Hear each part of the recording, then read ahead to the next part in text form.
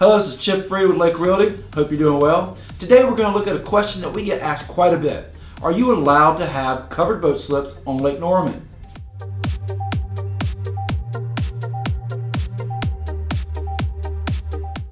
I'm excited to talk about this topic.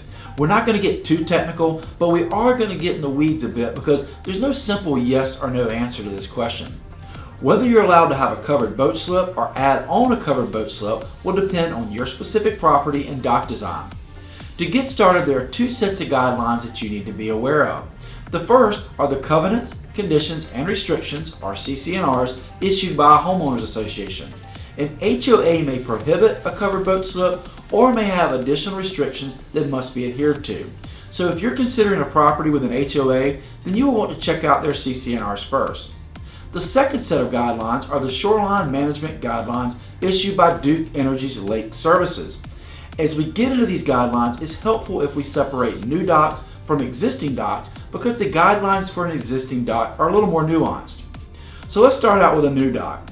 For a new dock, your design can include a covered boat slip, assuming all the requirements are met for a conforming dock, including the following guideline that can be found in Section 4.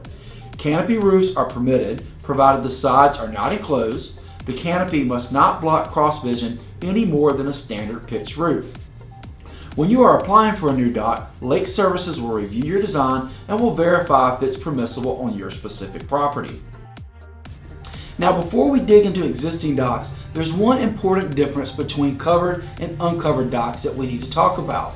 It's essential to understand that the square footage is calculated differently for a covered dock versus an uncovered dock. Let's look at an example.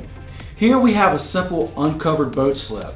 To calculate the square footage of this dock, you would take the area that you can actually walk on. Now, if we covered this boat slip, then we would have to include the entire area under the cover as well. For illustration purposes, let's say this part of the dock is 10 feet in length and 6 feet in width. So there's a 60 square foot area in the water. For an uncovered dock, you don't count this area, but once you cover it, then you have to include this additional 60 square feet in your totals. This difference in how to calculate the square footage can potentially be a major factor because many docks have already been built to the maximum square footage allowed. Now that we've clarified square footage calculations, let's talk about existing docks. We need to know if the existing dock is a conforming or a non-conforming structure, which is what most people refer to as grandfathered. If the dock is non-conforming or grandfathered and it already exceeds the current maximum allowable square footage, then according to the guidelines, no additions may be made, including, but not limited to, adding roofs or decks above the existing portion of the dock.